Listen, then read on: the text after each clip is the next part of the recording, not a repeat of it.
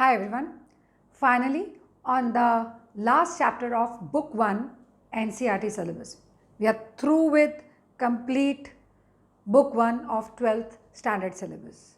Now, what are we talking about? What exactly are we going to talk about in controlling? If you remember your first chapter, we talked about the functions of management: planning, organizing, staffing, directing and controlling. Controlling is the last function. We've already done planning, organizing, staffing, directing. Controlling in one word means to review, to check, to monitor. Whom do we check? We check every subordinate who's working in the organization. What do we try to ensure here? We try to ensure that the standards or plans which we have made are actually performed by people, and we ensure that they achieve this particular plan or these plans which have been framed by the top management. So when we constantly keep on reviewing people or we keep on checking people, it becomes easier to know where the mistakes are and how things can be sorted out. So let's come to meaning of controlling. Controlling means what? Now I haven't given you a definition here. I've given you a kind of explanation in points. This is going to be basis for the complete chapter. Please try and understand this. First of all, we have standard task. What is standard task? It's our plan. So I've given a short form here, ST. Then we have actual performance. What is actual performance? I've given a short form here, AP. It means work done. Okay. What do? We compare standard task and actual performance, and we say standard task and actual performance should be equal. Usually what happens? They are not equal. So what do we find? We find deviations. Deviations are our mistakes, and then we find the causes, and after that we take the right action. The moment we take the right action or the corrective action, what are we doing? We are actually performing the controlling function. Now, suppose you're to manufacture 100 units. You manufacture 80 units. Target was 100 units and actual performance expected was also 100 units. But what happened? What actually happened was that when we compared, you made 80 units and out of 100 units, and you are short of 20 units, minus 20, you are short of 20 units. Deviations, mistakes. What are the mistakes? What are its causes? Suppose someone says first mistake is that they were untrained, unskilled workers, right? So what are you going to do? Untrained, unskilled workers? Next time you're going to make sure that you do not have untrained, unskilled workers. That corrective action means you're performing the controlling function. I'll repeat. We have standard task. We do actual performance. Standard tasks are plan or the target which you want to achieve. Actual performance, work done. We compare them. We want them to be equal. Usually they are not equal. When they are not equal, there are some deviations, that is mistakes. We find the causes of mistakes and we take the corrective action, and this is what is controlling. Now, controlling means ensuring that activities in an organization are performed as per plans. Exactly. What do we ensure out here? That activities in an organization are performed as per plans. These are the plans and your activities are performed as per these plans. Exactly. Next, what do we mean by managerial control? This is given by Coons and O'Donnell. They say it implies the measurement of accomplishment. Accomplishment means what you are working. This here accomplishment means nothing else but actual performance against the standards. Now standard here means nothing else but standard task. What we've already given here, standard task, actual performance, and the correction of deviation. Deviation is our mistakes which we talked about. To assure attainment of objectives according to plans, we have to assure that objectives are achieved according to the plans. You cannot deviate from the plans which you have made to accomplish the task in the organization. So this is what is the meaning of controlling. In case a question in exam is asked, in board exam is asked, explain meaning of controlling. You will explain this. If definition of controlling is asked, you will explain this. If managerial control is asked, you will explain this. So these three are different point of views. For meaning, you need to explain this, for definition this, and for definition of managerial control this. Next we come to features of controlling. Now, features of controlling have been given in the book, but they are in a paragraph form, they are not segregated. What I have done is I have segregated it for you so that you can understand in different under different headings what are the features of controlling. Starting with the first feature, controlling is goal oriented. Of course, yes. Controlling means that activities in an organization are performed in such a manner that actual performance is equal to standard tasks. Same thing what we talked about here. To ensure that actual performance is equal to standard task, resources are to be used efficiently and effectively. That means resources are to be used optimum manner. That means they should be, you should talk about no wastage.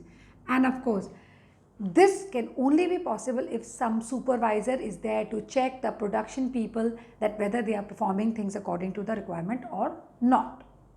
Second, controlling is pervasive, required at all levels, in all types of organization, at all times, top, middle, lower level, all control, club control, school, educational institutions control, hospitals control. If there is no control, things are going to go in wayward manner. So it is required at all levels, in all types of organization, at all times. For example, in school, clubs, top, middle, lower level management, everywhere controlling is required. Next, controlling is continuous. Now, how is controlling continuous? Plan, organize, planning, organizing, staffing, directing, controlling. Plan, organize, staff, direct, control. Come back to planning again. Continuous process. It should not be understood as the last function of management. It is not, because we go back to the planning part again. It is a function that brings the cycle back to planning. We start with planning. Of course, yes, we start with planning. We go to controlling, last function. We should not be calling it last function, but we end up to controlling. We plan again. You will not believe planning is futuristic in nature. It is forward looking. As well as planning is backward looking. Similarly, controlling is also forward looking and it is also backward looking. This is the relationship between planning and controlling. So, planning should not be considered as the last function, rather it brings the continuity. How it brings the continuity? See, once you plan, you are talking about future, you try to achieve a target,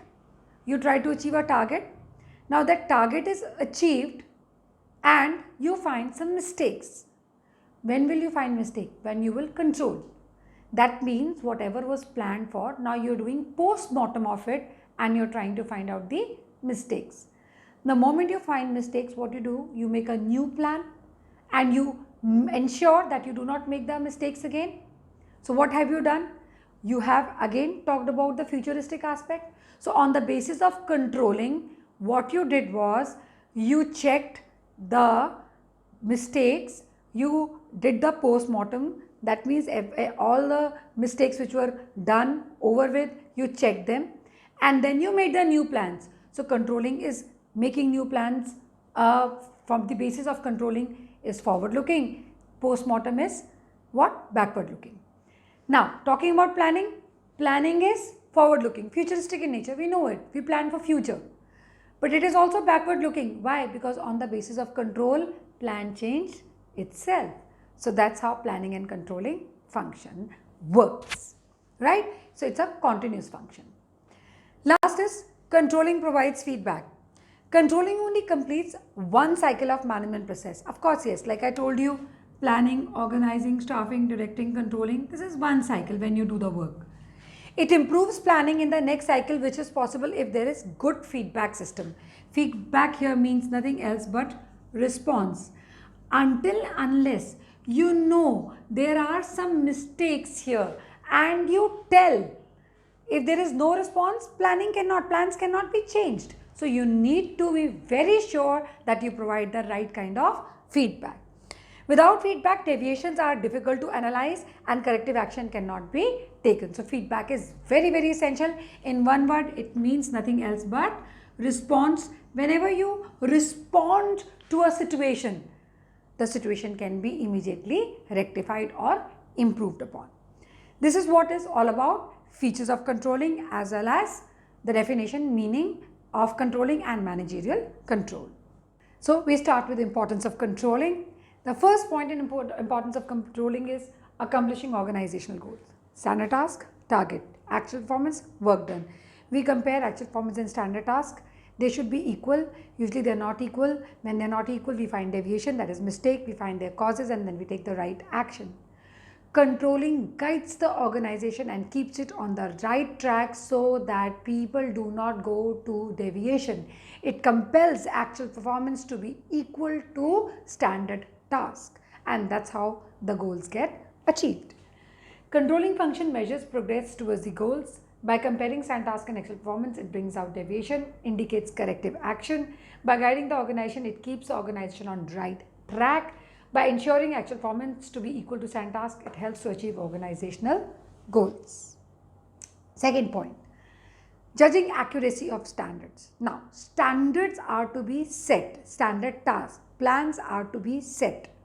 Once you set the standards, you know that those standards are to be kept. When you set those standards, you have to keep the environment in mind. What environment? The internal as well as external. Internal environment, how the organization functions. External environment, we're talking about third chapter, steeple, social, economic, political, legal and technological. So when we keep both the types of environment in mind, it's easier to bring in the changes or adapt to the changes. Still, suppose your standards are set and environment is also very clear. There is some kind of deviation. That means standards set were not right. They need to be reviewed and revised. They need to be changed. And in case you set very high standards, you have to bring them down. You set low standards, you have to take them up. I'll repeat.